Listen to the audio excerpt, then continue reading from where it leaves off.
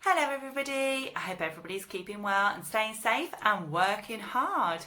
So today I've got a story to share with you, one linked to our topic of brilliant botanists, and it is the story of Tattybogle.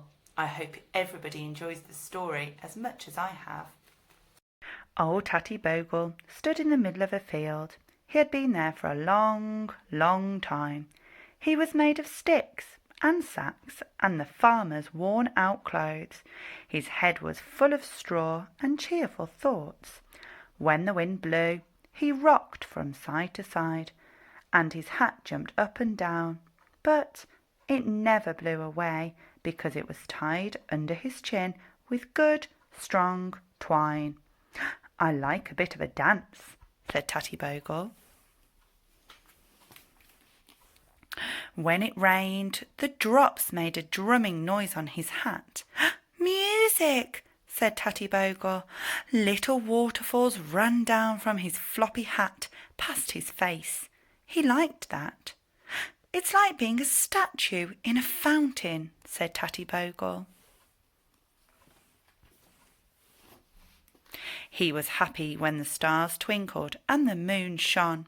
Sometimes, when the nights were cold, ice drops glimmered in the sky, high up among the stars.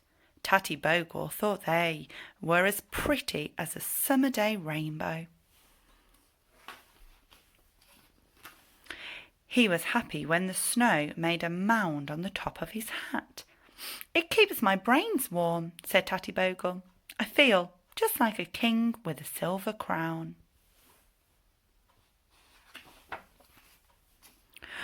One autumn day, the wind got up and began to blow very hard. "Good stuff," said Tattybogle. But the wind blew harder and harder and louder. Tattybogle was rocked about so much that he felt quite dizzy. "Steady on," he said. "That's enough." But still the wind grew stronger. It howled like a pack of wolves, tearing leaves and branches from the trees. It snatched some of Tattybogle's stuffing and scattered it all along the hedge. "Whoops!" said Tattybogle, as the top of his hat broke off and his scarf blew away. "Oh no!" he said, as he spun round twice and his coat buttons were ripped off. "Help!" he cried, as the wolf wind picked him up and tossed him into the hedge. His coat and trousers were torn away, and his stuffing was thrown into the air.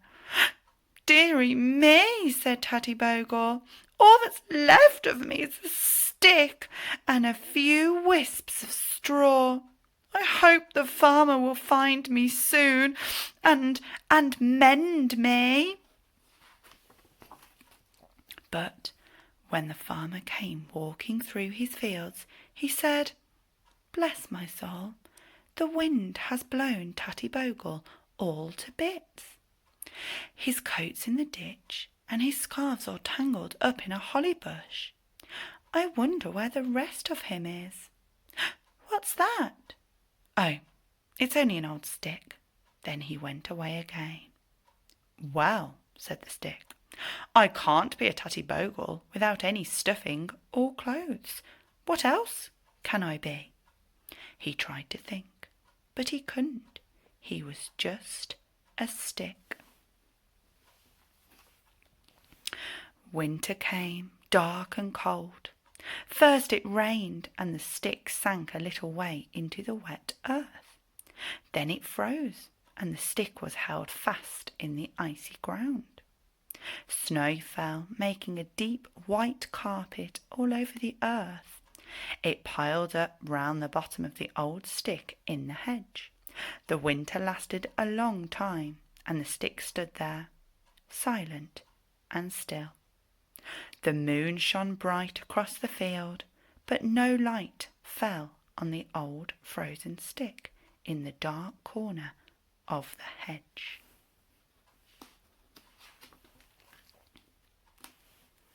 One morning there was a faint smudge of blue in the sky. The frost began to crack and melt. The snow turned to watery drops and rolled away. The sun crept out from behind a cloud and shone on the old stick. Spring had come! Slowly, a warm feeling spread through the stick. It started at the bottom and crept all the way to the top. Then tiny white buds began to grow under the ground. The stick was growing roots. The roots grew fast and deep. Near the top of the stick, where the sun shone warmest, more buds grew. They reached up towards the sky. The stick was growing branches. As the warm days went on, leaf buds formed.